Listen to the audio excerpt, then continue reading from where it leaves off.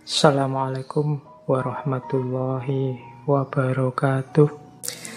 Baik, bismillah. Kita bahas sekarang. Kalau tadi ini rutenya. Menarik ya, patah hati ada rutenya.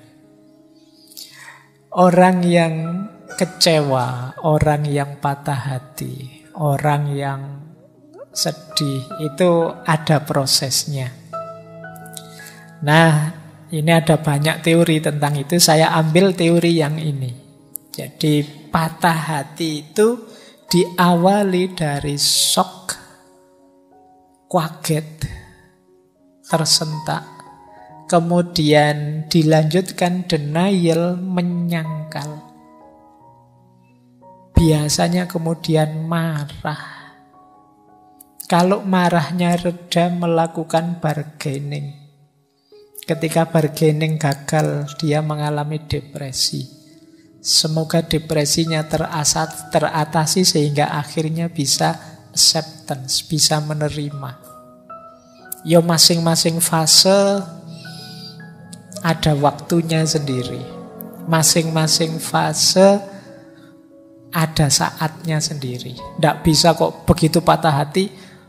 Misalnya kamu diputus pacarmu terus langsung saya terima pak, besok saya cari gantinya. Oh itu kemungkinan tidak cinta kalau bisa seperti itu. Kalau cinta beneran tidak sesederhana itu ganti pasangan. Awalnya pasti shock. Shock itu kaget. Jadi apa ada yang diputus pacarnya tidak kaget? Apa ada yang mengalami kekecewaan ditinggal yang dia cintai?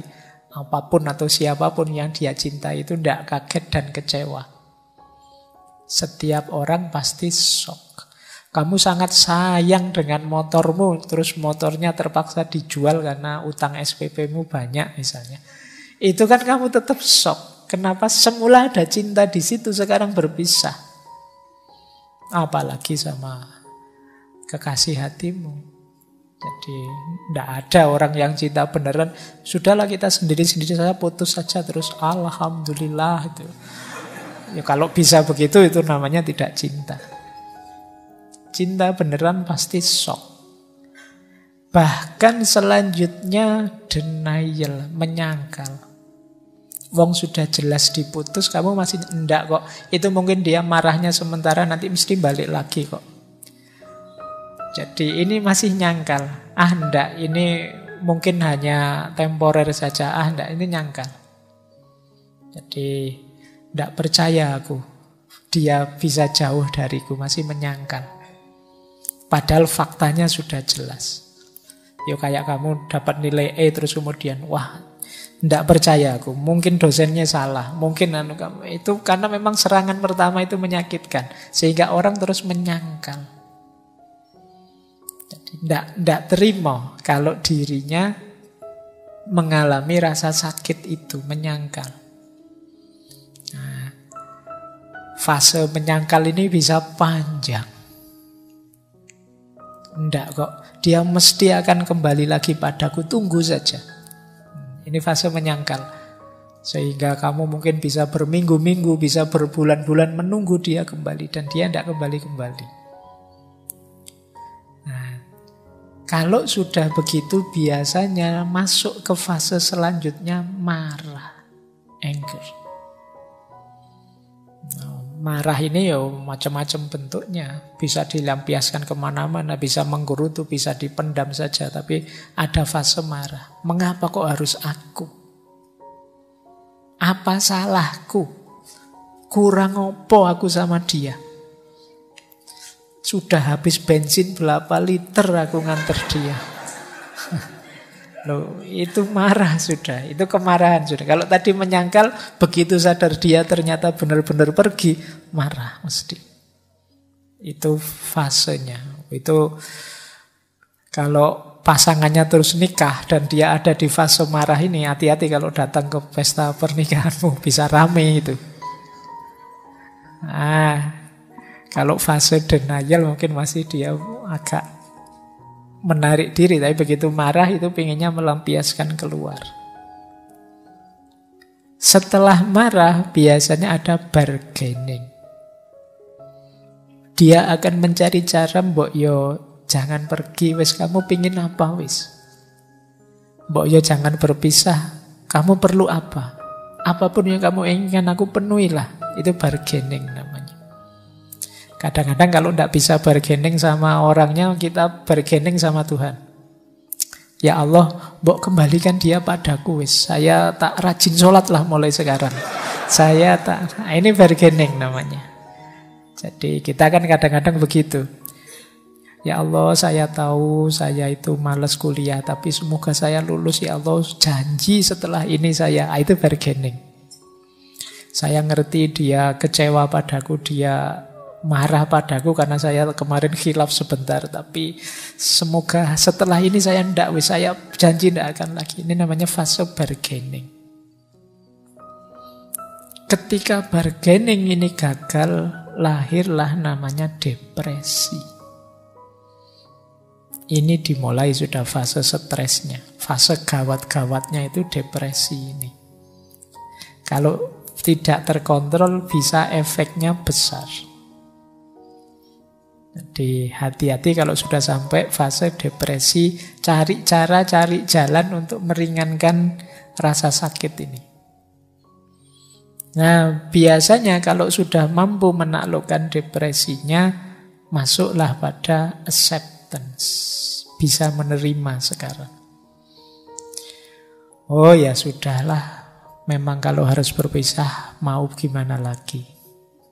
Nah, itu acceptance. Ini semoga kalian pahami ya. Semoga dengan memahami ini prosesnya bisa lebih cepat.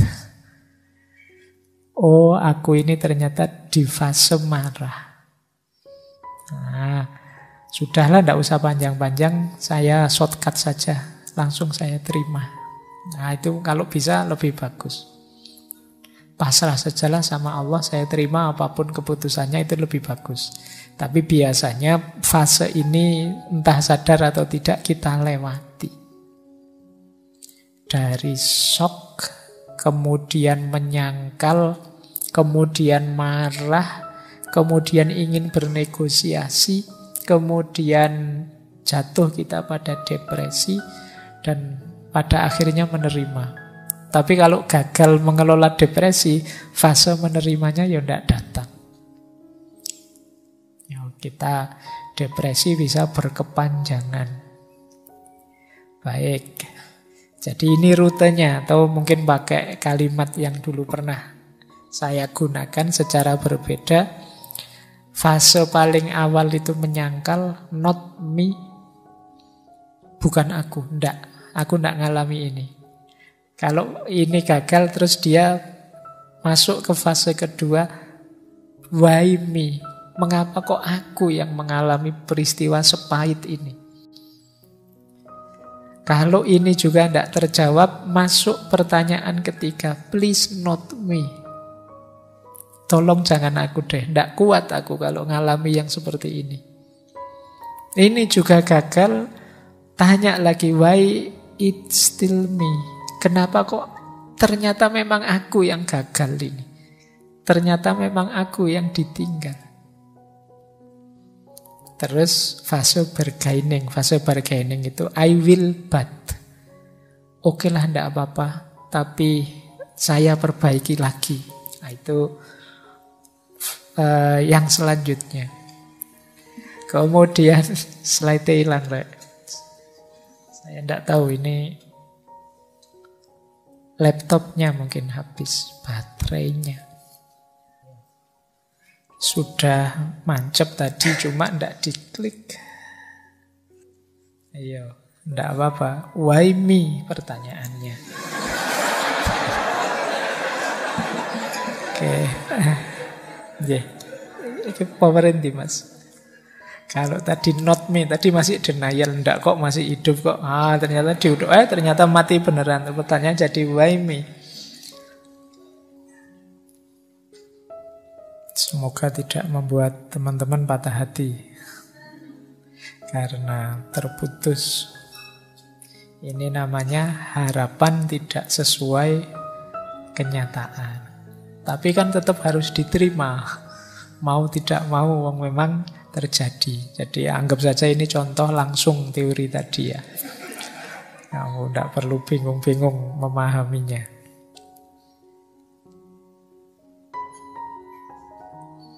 Baik, tidak apa-apa ya terputus. Jangan khawatir, meskipun putus, selesainya tetap on time kok. Ya, tidak ada injury time-nya.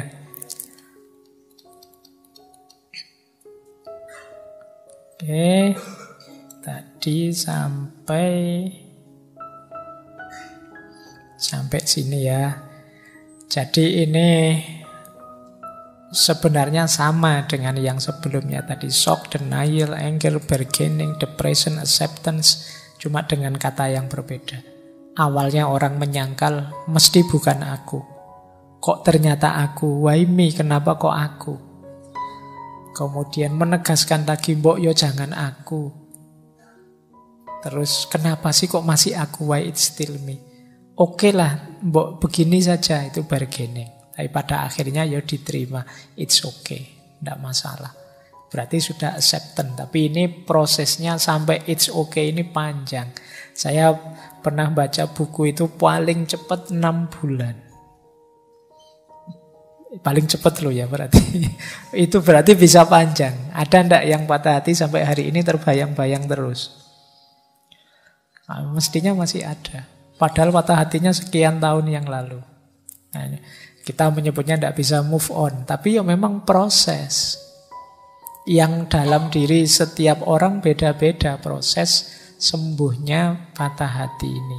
Patah hati dengan apapun, dengan siapapun. Wong yo kita berpisah dengan apapun siapapun di dunia ini kan pasti. Makanya kemampuan mengelola patah hati itu bagi saya penting. Mungkin saja kita tidak patah hati dengan pasangan kita, tapi pasti pada saatnya kita akan patah hati juga, berpisah juga dengan apapun. Oke, untuk malam hari ini saya cukupkan sekian dulu. Mohon maaf kalau ada yang kurang berkenan, mungkin 1-2 kekurangan apa, mohon dimaklumi. Kalau ada kekhilafan, kealpaan yang teman-teman ngerti benernya seperti apa, ya silahkan disampaikan. Kurang lebihnya mohon maaf. Wallahul muwaffiq, wallahu a'lam bissawab. Wassalamualaikum warahmatullahi wabarakatuh.